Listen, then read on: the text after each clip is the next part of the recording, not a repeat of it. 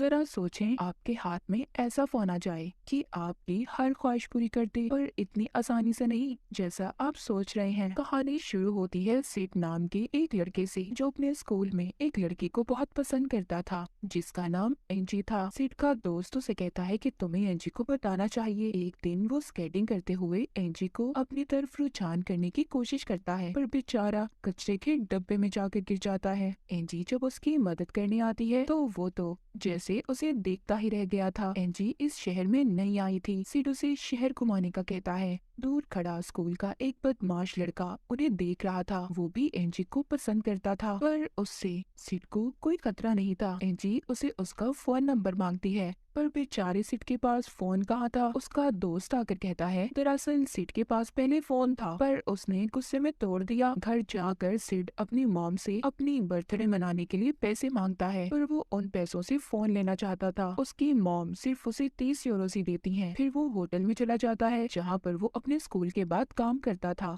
लेकिन लेट आने पर उसका बॉस उसे बहुत डांट रहा था। जब काम खत्म करने के बाद सिड उससे पैसे मांगता है तो उसका बॉस उसे 100 यूरोज देता है, जिसे देखकर सिड तो जैसे पागल हो गया था। पर बेचारा क्या जानता था कि वो नोट नकली था। उसका बॉस उसे मजाक कर रहा था। बाद में सिड एक अजीब सी दुकान पर जाता है, जहाँ पर वो फोन खरीदने गया था, पर दुकानदार उसे बेकार से फोन दिखा रहा था, क्योंकि सिड के पास सिर्फ 30 यूरोज थे। फिर वो एक अजीब सा बॉक्स लाता है जिसमें फोन था। जब वो उस बॉक्स को खोलता है, उसमें से धुआं निकल रहा था, जिसमें चमकता एक लाल रंग का फोन था। वो फोन दिखने में थोड़ा अजीब था, उसके 2 सींग भी थे। सिड वो फोन देखते ही फौरन से उस दुकानदार को पैसे देता है, मगर बाद में पता चलता है कि वो फोन तो चल ही नहीं रहा था। सिड जब उस दुकानदार से अपने पैसे मांगता है तो फोन खुद ब खुद चल पड़ा था और सिड की तस्वीर भी बना लेता है। जब दुकानदार ये देखता है कि फोन चलने लगा है तो वो अब ये चाहता था कि सिड उसे फोन वापस दे दे। वो चलते फोन को देखकर सिड से फोन छीनने की कोशिश करता है, पर सिड फोन लेकर भाग गया था। उधर स्कूल में दिखाया जाता है एक लड़की को बालों की एड के लिए चुन लिया गया था, जो एंजी की दोस्त थी, क्योंकि उसके बाल बहुत अच्छे थे। सिड जब उसके पास जाता है और एंजी को अपना नया फोन दिखाकर उससे उसका फोन नंबर मांग रहा था, तो वही लड़की जो एंजी की दोस्त थी उसका बहुत मजाक बनाती है। तभी सिड का फोन उस लड़की की तस्वीर खींच लेता है। उधर लैब में कुछ लड़के सिड के दोस्त का मजाक बना रहे थे। इस बात पर सिड से उनकी लड़ाई हो गई थी। टीचर इस लड़ाई पर सबको सजा देती है। तभी लैब में सिड का फोन खुद से एक लड़की को फोन करता है, और वो उस बालों वाली लड़की जो एंजी की दोस्त थी, जिसको बालों का एड मिला था, उस लड़की के बालों में आग लगा देती है। उसे पता ही नहीं था कि उसके बालों में आग लग गई है। वो सिर्फ सबसे यही कह रही थी कि लैब में गर्मी क्यों है। फौरन से उस लड़की के सर पर कपड़ा देकर आग को बुझाया जाता है। जब प्रिंसिपल उस लड़की को अपने ऑफिस में बुलाते हैं जिसने आग लगाई थी, तो वो बताती है मुझे बस एक कॉल आई थी और फिर मैं नहीं जानती कि मैंने क्या किया और वहाँ पर क्या हुआ। पर अजीब बात ये थी, प्रिंसिपल भी उसे कुछ नहीं कहते और अपने ऑफिस में बैठे मछलियों से बातें कर रहे थे। उधर घर में सिड बैठा एंजी को अपने दिल की बात बताने की प्रैक्टिस कर रहा था। तभी उसका फोन खुद ही एंजी को कॉल मिला देता है। सिड को जब पता चलता है, जब एंजी उसे कहती है हेलो सिड, ये देखकर सिड बेचारा घबरा गया था। कहता है मैं तो बस ऐसे ही बोल रहा था। स्कूल जाकर सिड अपने दोस्त को बताता है कि मेरा फोन खुद से हर एक को कॉल मिला देता है। अब जब ये दोनों क्लास में बैठे बातें कर रही थी तो टीचर को पता चल जाता है। वो सिड के सर पर चौक देकर मारता है और एक सवाल पूछता है जिसका जवाब सिड को नहीं पता था। लेकिन तभी उसके फोन पर खुद ब खुद जवाब नजर आने लगा था, जो बैठा सिड का दोस्त भी देख रहा था, जिसे देखकर वो बहुत हैरान था। टीचर ने उसके फोन को देख लिया था और सिड से लेकर बाहर फेंक देते हैं। जब क्लास खत्म होने के बाद सिड अपना फोन उठाने जाता है तो फोन बिल्कुल ठीक था, उसे कुछ भी नहीं हुआ था।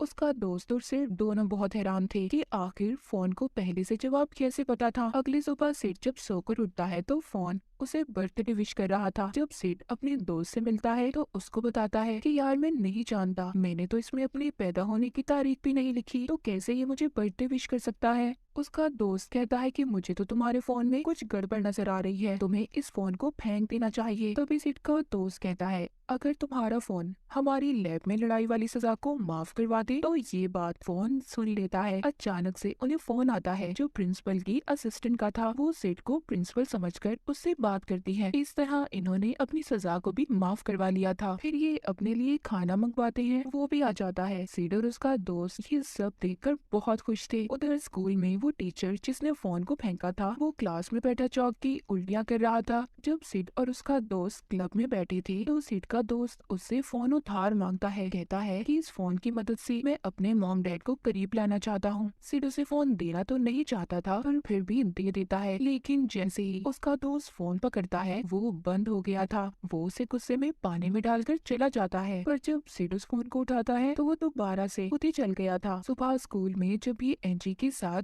बात कर रहा था तो एक चोर एंजी का फोन चुराकर भाग जाता है। अब ये दोनों अपने स्केटिंग बोर्ड पर चलकर उस चोर को पकड़ने की कोशिश करते हैं। उनके पीछे वही बदमाश लड़का और उसका ग्रुप भी थे जो एंजी को पसंद करता था। पर जब वो लड़का गाड़ी चला रहा था तो उसे फोन आता है और उसकी गाड़ी दीवार में जाकर लगती है। फिर सीड और एंजी को फोन तो मिल गया था। बाद में सीड उसे अपने साथ खाने पर ले जाने का पूछता है पर एंजी उसे ये कहकर मना कर देती है कि उसने हिस्ट्री के पेपर की तैयारी करनी है। बाद में सीड दोबारा से अपने दोस्त से मिलता है जो उसको उसी बदमाश लड़के के बारे में बताता है कि उसका एक्सीडेंट हो गया है। सिड सुनकर कहता है क्या हुआ, वो जिंदा है ना, मरा तो नहीं ना। अभी हिस्ट्री के टीचर को फोन करते हैं और उससे सारे सवाल पूछ लेते हैं। तभी उन बदमाश लड़कों का ग्रुप इन्हें पकड़ लेता है और दोनों को बहुत मारता है। मगर तभी उस लड़के को वहाँ पर फोन आता है पर सिड उसे फोन उठाने से रोकता है ताकि इसे दोबारा से नुकसान न पहुँचे। थोड़ी देर बाद उधर एक लड़की आती है जो कहती है कि सिड आज हमें नकल करवाने वाला है। ये सुनकर बदमाश लड़का उसे छोड़ देता है। होता भी ऐसे ही है। सब पेपर देखकर बहुत खुश थे क्योंकि सिड ने सबको हिस्ट्री के सवाल बता दिए थे। जब ये कैंटीन में खाना खा रहे थे तो एंजी सिड को अपने साथ बैठने का कहती है। बदमाश लड़के को ये देखकर बहुत गुस्सा आ रहा था पर अचानक से उसके फोन पर कॉल आती है। जब ये फोन सुनता है तो फोन सुनते ही अजीब अजीब हरकतें करने लगता है। अपने कपड़े उतार कर डांस करता है। ये बात तो साफ थी कि सब कुछ सिड का फोन उससे करवा रहा था। सिड की मॉम को भी ट्रिप की टिकट्स मिलती हैं। ये भी इसके फोन की वजह से ही था। जब ये अपनी जॉब पर जाता है तो वहाँ पर इसका बॉस इससे बदतमीजी करता है। सिड तो कुछ नहीं कहता और वहाँ से चला जाता है पर बाकी का काम इसके फोन ने कर दिया था। वो खुद से इसके बॉस को फोन करता है जिसके बाद बॉस अपने सर को गर्म तेल में डालकर डिस्को करने लगा था। अब सिड उस बदमाश लड़के के डैड की गाड़ी उधार लेकर एंजी को घुमाने ले जाता है। रास्ते में बदमाश लड़का जब ये देखता है तो उसे पता चल गया था कि ये गाड़ी तो उसके डैड की है। सिड एंजी को फिल्म दिखाने ले गया था। वहाँ पर एंजी को ये सारा कुछ बताता है कि गाड़ी उसकी नहीं है, वो अमीर नहीं है। पर एंजी को इस बात से कोई फर्क नहीं पड़ता था। जब सिड उसे अपने फोन के बारे में बताता है तो उसको याद आता है कि फोन तो गाड़ी में ही रह गया था। ये जाकर जब फोन लेने जाता है तो वहाँ पर बदमाश लड़का और उसके दोस्त पहले से मौजूद थे जो इसको बहुत मारते हैं और गाड़ी फोन दोनों लेकर चले गए थे। सिड वापिस आता है तो एंजी उसकी चोट को साफ करती है। उधर बदमाश लड़के की गाड़ी में जब सिड का फोन बजता है तो एक लड़का उठाता है। जैसे ही वो फोन उठाता है वो चलती गाड़ी से छलांग लगा देता है। उस वक्त तो उसे कुछ नहीं हुआ था पर तभी एक ट्रक आकर उसे मार देता है जिसके बाद पुलिस ने सिड और एंजी को गिरफ्तार कर लिया था क्योंकि बदमाश लड़के का ये कहना था कि सिड अपने फोन से लोगों को अपने कंट्रोल में करता है और फिर उनसे गलत काम करवाता है। जेल में पुलिस इंस्पेक्टर जब सिड से सवाल जवाब कर रहा था तो उसको भी फोन आता है। वो बड़े ही मुस्कुराकर जब फोन सुनता है तो बहुत ही आराम से सिड को छोड़ देता है और उसे उसका फोन भी वापस कर दिया था। बाद में सिड को अपने बॉस की खबर मिलती है कि उसने अपना सर तेल में डाल लिया। अब सिड को भी ये एहसास हो गया था कि उसका फोन कितना खतरनाक है। वो अपने फोन से पूछता है कि तुम ऐसा क्यों कर रहे हो, लोगों को नुकसान क्यों पहुंचाते हो। वो फोन जवाब देता है कि मैं तुमसे प्यार करता हूँ। सिड उस फोन को खुद तोड़ने की कोशिश भी करता है पर वो नहीं टूटता। आखिरकार सिड ने उसे एक गड्ढे में फेंक दिया था। उधर एंजी के घर पर सब दोस्त इकट्ठे थे। कहते हैं कि सिड के फोन की वजह से बहुत बड़ी बड़ी मुसीबतें सामने आ रही हैं पर एंजी उनसे कहती है सिड का कोई कसूर नहीं, मैंने खुद उस फोन को खुद ही से नंबर मिलाते देखा है। दूसरी तरफ सिड के पास कुछ लोग उसका फोन लेकर आए थे कहते हैं ये हमें गड्ढे से मिला है। अब सिड के पास उसका दोस्त भी आता है। ये सोचते हैं कि कैसे इस फोन को वो खुद से दूर करें। तभी सिड का फोन खुद से सिड को फोन करता है और कहता है कि अगला शिकार मेरा एंजी होगी। सिड को अब गुस्सा आ गया था। वो उसे कहता है ऐसा तुम कुछ नहीं करोगे। उधर एंजी के घर पर फोन बजता है। सब डर गए थे। तभी एंजी की दोस्त फोन उठाती है और हकलाने लगती है, मगर वो तो सबसे मजाक कर रही थी। फोन पर एंजी की मॉम थी जो उसे गैस बंद करने का कह रही थी। उसी वक्त एक और दोस्त के फोन पर फोन आता है। वो फोन के कंट्रोल में आकर चाकू से खुदी को मार लेती है। बदमाश लड़के ने उबलता पानी अपने सामने खड़ी लड़की पर फेंक दिया था। वहाँ पर एंजी का डॉग भी बदमाश लड़के के दोस्त को काटने लगता है। तभी सिड और उसका दोस्त जब वहाँ पर पहुँचते हैं तो बेचारी एंजी अपनी ही मॉम के साथ लड़ रही थी। वो जैसे तैसे एंजी की मॉम को बेहोश करते हैं। एंजी बताती है कि सबके सब मारे गए। वो अब मशीन में फोन को तोड़ने का फैसला करते हैं। बदमाश लड़का जो अभी भी फोन के कंट्रोल में था उसका रास्ता रोक लेता है। सिड उसका सामना करता है। बाकी के लोग मशीन का पासवर्ड सोचते हैं। वो बदमाश लड़का चेन सॉ उठाकर सिड को मारने वाला था, पर इसी उसमें खुद उसी की मौत हो जाती है। ये सब मशीन का पासवर्ड भी सोच लेते हैं। जब ये फोन को मशीन में डालते हैं तो फोन टुकड़े टुकड़े हो गया था, पर थोड़ी देर बाद खुद से अपनी असली हालत में आ जाता है। अब ये तीनों इसे लेकर अपने स्कूल में जाते हैं तो वहाँ जाते ही फोन एक ही साथ